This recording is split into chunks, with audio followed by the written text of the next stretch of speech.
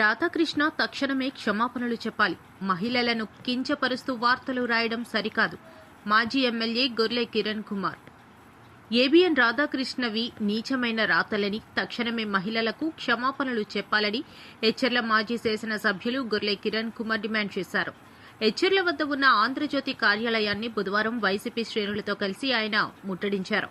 శాంతియుతంగా ప్లకార్డులతో నిరసనలు తెలుపుతూ Radhakrishna down down, ABN down down అంటూ పెద్ద ఎత్తున నినాదాలు చేశారు. అనంతరం ఎమ్మెల్యే కిరణ్ కుమార్ మీడియాతో మాట్లాడుతూ ఏబిఎన్ రాధాకృష్ణతో మహిళలపై నీచమైన రాతలు రాయిస్తూ చంద్రబాబు నాయుడు, లోకేష్ రాక్షసానందం పొందుతున్నారని తెలిపారు. రాధాకృష్ణ పిచ్చి పరాకాష్ఠకు చేరిందని, రాష్ట్రంలో మావిగన్పై పెద్ద ఎత్తున చర్చ జరుగుతున్న నేపథ్యంలో మహిళల దృష్టిని మళ్లించేందుకే ఇలాంటి పిచ్చి రాతలు రాధాకృష్ణ రాస్తున్నారని చెప్పారు. జర్నలిజం విలువలను కాలరాస్తూ కమిషన్ల కోసం కక్కుర్తిపడి రాధాకృష్ణ ఇటువంటి రాతలు రాస్తుందని విమర్శించారు. శ్రీకాకుళం డీఎస్పీ వివేకానంద ఆధ్వర్యంలో పెద్ద ఎత్తున పోలీస్ బందోబస్తు ఏర్పాటు చేసి ఎటువంటి అవాంఛనీయ సంఘటనలు జరగకుండా పోలీసులు ముందస్తు చర్యలు చేపట్టారు. ఈ నిరసన కార్యక్రమంలో పోలాకి జెడ్పీటీసీ ధర్మాన కృష్ణ చైతన్య, వైసీపీ శ్రేణులు, మహిళలు పెద్ద ఎత్తున పాల్గొన్నారు.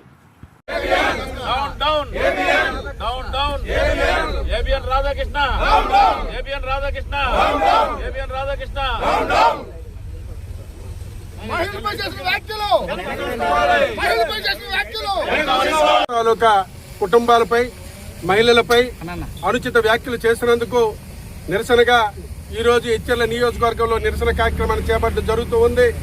ఎందుకంటే ఒక పత్రిక ఉందని తన ఇష్టానుసారం నోటికి వచ్చినట్టు మాట్లాడుతూ ఉన్నాడు.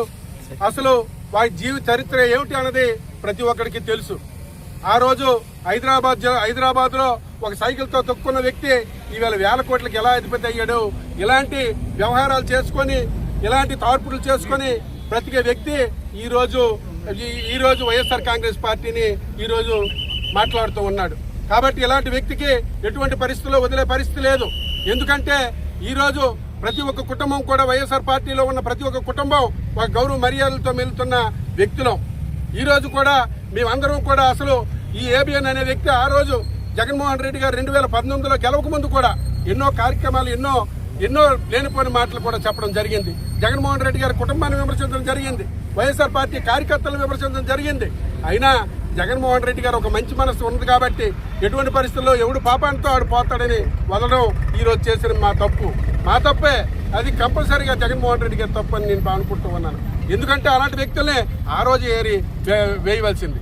ఎందుకంటే ఈ రోజు జగన్మోహన్ రెడ్డి గారు కాదు, అందరి మీద, వైఎస్ఆర్ కాంగ్రెస్ పార్టీ నాయకులు అందరి మీద, ఫ్యామిలీల మీద, వాళ్ళ ఆడవాళ్ళ మీద, ఇలాంటి ఆడవాళ్ళ మీద ఒక ఏబిఎన్ పత్రిక అనేది ఇలాంటి అనుచిత వ్యాఖ్యలు, తప్పుడు మాటలు ఆడటం ఎక్కడైనా చూసావా అని నేను అడుగుతూ ఉన్నాను.